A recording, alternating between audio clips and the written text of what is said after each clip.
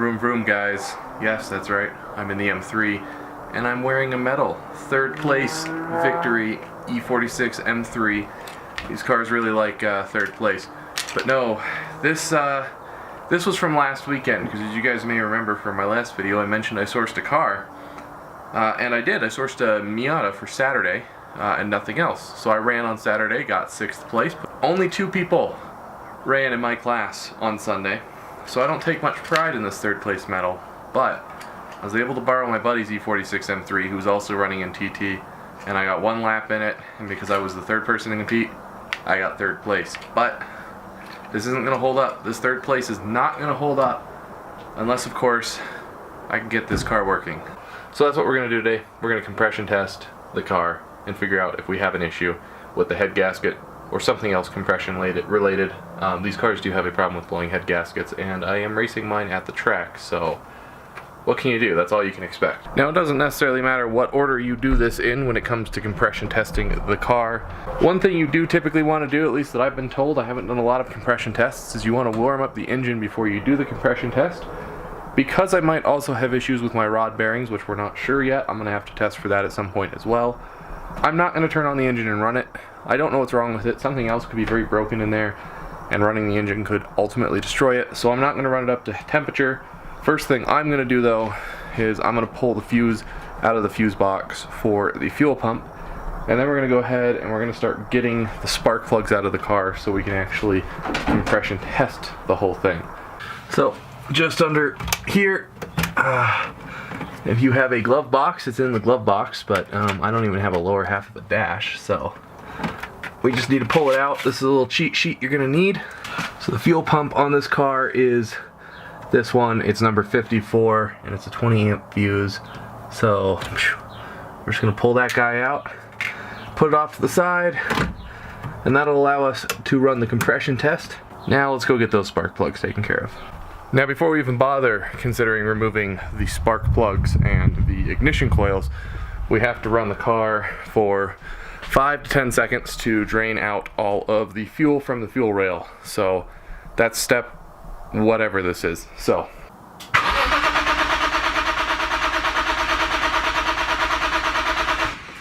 looks like mine didn't even want to start to drain anything out, which means we should be good to go to remove the ignition coils and the spark plugs. So let's get on it. Now, as you guys may remember from 2 videos ago, I went ahead and I removed all of the unnecessary bits. Some of them are just sitting right over there of the engine bay that are not going back in, such as the weather strip that went around in this area, that area, and then the cabin air box. So in order to do the compression test on these S54s, at least in the M3, if it's the Z4M, then it might be a little bit different. I don't own one of those, so I don't know. But you'll need to remove those things. I'll throw the video up in that corner over there for anyone who needs to know how to do that. But the next step is going to be removing this cover right here, which is just a series of these 10mm nuts right here. We'll have to remove that, and then clearly we'll also have to remove this, I can't remember what this is, like breather, and then this guy can come off, and then we'll get the spark plugs out.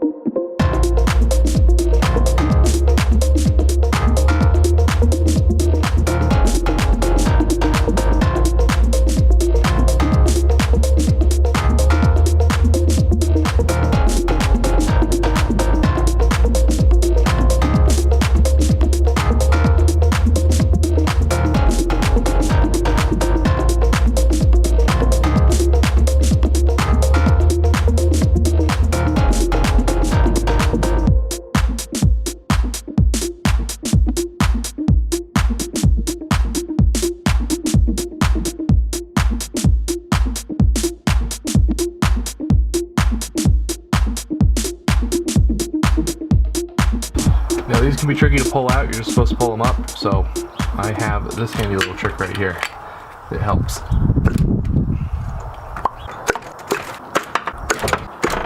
So with all the ignition coils removed, jumping into the spark plug, first off I'm just going to remove one and make sure that my compression tester has the right threading on it. If it doesn't, I'm going to have to get another one. I'm borrowing that one from a friend, or see if they have the adapters. Secondly, I've got not metric here, very unfortunately, but it's a 5/8 socket, spark plug socket for these guys, or a 16mm if you have metric.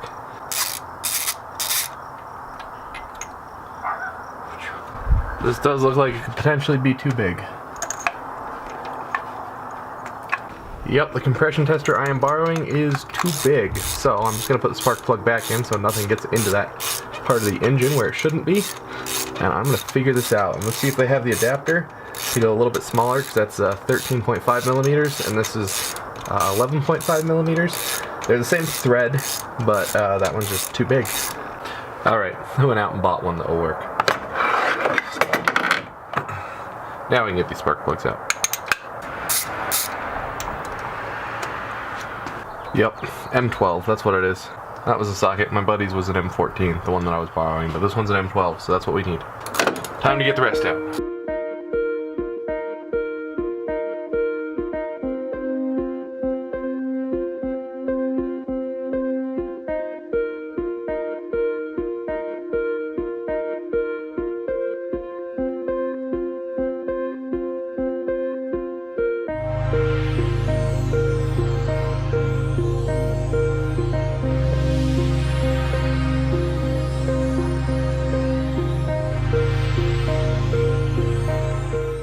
So all of the spark plugs and ignition coils are removed, which means it is now time to go ahead and start pressure testing it with my new little gauge here that I just picked up because it's the right size. So now I'm just going to test 1 through 6 there and see if we have any compression issues. If we do, great. Then we know what we need to fix. Most likely we know what we need to fix, because the most likely scenario with these engines is a head gasket failure. But that doesn't mean that there isn't something else that could potentially also be wrong with it. So if this does come up with results, then the next step would actually be a leak down test to figure out what's wrong with it from there, to make sure it's the head gasket. But I'm pretty sure that if something's wrong, it's the head gasket. So we're gonna go ahead and do the compression test and see if we get consistency through all the cylinders.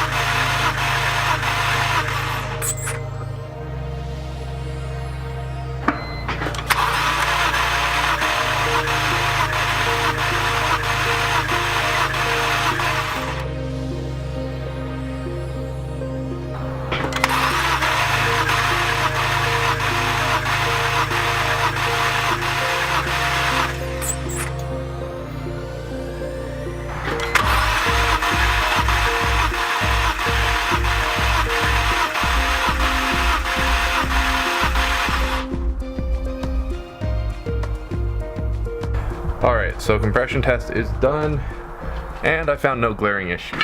We're going from cylinder 1 all the way to cylinder 6. We're 130 to 140 psi. Once again, do remember that this was done cold. Before everyone in the comment section goes and says that I should have done this warm, you can do it warm or you can do it cold. Now, depending on what you're testing for, it might matter whether or not it's warm or cold. When I'm testing for a head gasket, I don't want to turn on the engine because I do have potentials that other things are wrong with the engine and I could be damaging it by running it, which is why I ran it cold and not hot. Second, if the issue is a blown head gasket, you can do that hot or cold, you'll get the same result. To tell if the head gasket itself has given between 2 of the cylinders, doesn't matter if it's hot or cold, I'll still get a reading that does not match the rest of the cylinders in the ones that are damaged. So you can run them cold. I ran mine cold. We're trying to diagnose a problem. We had a theory that it was a head gasket, and based off the readings, it is not a head gasket. As a matter of fact, it doesn't look like much of anything is wrong with the cylinders. I don't know what the next logical step from here is, but we do know that the head gasket does seem to be good. I'm going to go ahead and put all the spark plugs back in the cylinders, but I'm not going to put the ignition coils on or plug it in or put the whole thing back together, because right now I'm not actually going to have this buttoned up until I fully know what the next step is, because I don't know what my next test is going to be. I might try and do a hot test, but I also need to test the oil to make sure we don't have a rod bearing issue. Although there is no knock, so there's nothing major happening, but I do want to find out if there's metal shavings in it.